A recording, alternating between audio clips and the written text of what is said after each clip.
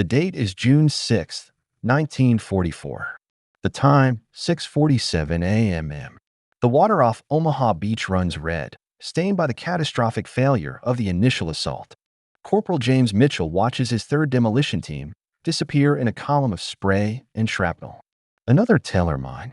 Another 5 men gone. The German beach defenses are killing his engineers faster than enemy bullets.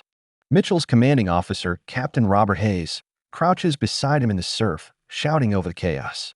They have orders to clear a 50-meter corridor through the minefield before the next wave arrives. That's in 14 minutes. At their current rate, they'll lose every man before they clear 20 meters. The statistics are catastrophic. Of the 16 Navy combat demolition units that landed in the first wave, 12 have taken casualties exceeding 60%. The Germans have planted an estimated 4,000 mines across the 5 landing beaches. The pressure to clear them is unimaginable. Standard protocol requires engineers to crawl forward with bayonets, probing the sand at 45-degree angles until they strike metal. Each mine takes 3 to 5 minutes to locate and neutralize. The mathematics are brutal and simple. They don't have enough time, and they don't have enough men. What Captain Hayes doesn't know is that 100 meters to his left, a 22-year-old private from Iowa is about to solve a problem that has killed demolition experts since 1939. The German Teller mine represents 5 years of lethal engineering refinement. Weighing 11 pounds and packed with 12 pounds of TNT, it requires only 200 pounds of pressure to detonate. Allied casualties from these weapons have reached epidemic proportions. By June 1944, the Allies had tried everything. British engineers developed the Bangalore torpedo, but against buried mines, its failure rate hovered around 40%. American forces experimented with trained dogs. In practice, the animals panicked under artillery fire, and several ran back toward their handlers with mines attached to their harnesses. The program was quietly discontinued after 3 handlers died in training accidents. The French resistance suggested using long wooden poles to probe ahead while lying flat. This reduced casualties but increased detection time to 7 minutes per mine, costing the Allies an entire day's advance at Anzio. In May 1944, the Allied Expeditionary Force convened a special engineering conference. Their classified report concluded with stark language. No existing technique allows for rapid mine clearance under combat conditions. Fast mine detection was declared physically impossible. The stakes couldn't be higher. Supreme Allied Commander Dwight Eisenhower staked the entire invasion on securing the beaches within 6 hours. If the demolition teams fail, 35,000 men will be trapped in the kill zones. The invasion will fail. Private Thomas Becker should not be on Omaha Beach. He should be in Iowa running his father's dairy farm. He was assigned to the engineers by a clerical error. Someone misread farm equipment operator as heavy equipment operator. Becker has no engineering degree and never finished high school. His instructors noted in his file that he lacks theoretical foundation and was not suitable for technical roles. What Becker does have is a lifetime of practical problem solving. On an Iowa dairy farm, you learn to improvise with whatever's available. You work fast and you work smart. Becker's moment of insight comes at 6:52 a.m., 5 minutes after Mitchell's third team dies. He's crouched behind a disabled landing craft, watching another engineer inch forward with a bayonet. Too slow. Way too slow. He looks at the surf rolling in. He looks at the sand. He looks at the scattered equipment from destroyed landing craft, fuel cans, ammunition boxes, and empty water buckets. His mind makes an intuitive leap. He grabs an empty bucket, standard issue, maybe 2 gallons. He fills it halfway with seawater.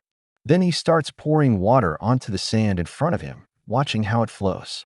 Where the sand is undisturbed, the water soaks in evenly. Where something is buried, a mine, a rock, anything, the water pools and runs off at a different angle. The density difference is subtle but visible. He's found a way to see what's underground without touching it. Becker doesn't ask permission. There's no time. He fills his bucket again and starts moving forward, pouring water in a grid pattern, watching the flow. 3 meters ahead, the water pools oddly. He marks the spot with a piece of driftwood and moves around it. 5 meters ahead, another anomaly, another marker. Behind him, Corporal Mitchell has noticed. He low crawls over, expecting to find another dead private. Instead, he finds Becker calmly mapping the minefield with seawater in a bucket. Mitchell watches for 30 seconds. Becker has marked 7 potential mine locations in the time it would take a traditional probe team to find one. The pattern matches German mine-laying doctrine, staggered rows, 60-centimeter spacing. Mitchell makes a command decision that will either earn him a medal or a court-martial. "Keep going," he says. "I'll get more buckets." Within 10 minutes, Becker has 6 men working his system. They move in a line, pouring water, marking anomalies, advancing. A combat engineer carefully probes one of Becker's mark spots. His bayonet strikes metal at 8 inches. It's a teller mine, exactly where the water pattern indicated. The system works. Captain Hayes arrives at 7:15 a.m. What he sees now is a squad of engineers advancing through a minefield without probing equipment, carrying buckets of seawater. "Who authorized this insanity?" he roars. Hayes is screaming, calling it illegal and court-martial behavior. Becker, still holding his bucket, speaks quietly. "Captain, we're clearing mines faster than anyone else on this beach.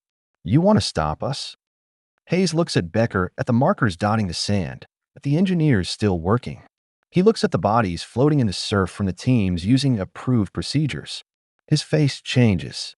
"How many have you cleared?" he asks. Mitchell reports, "Marked 14, confirmed 7. 0 casualties." Hayes nods slowly. "Carry on." By 10 a.m., Becker's bucket teams have cleared 3 corridors through the Omaha Beach minefield. Total casualties, 0. Total mines detected, 43.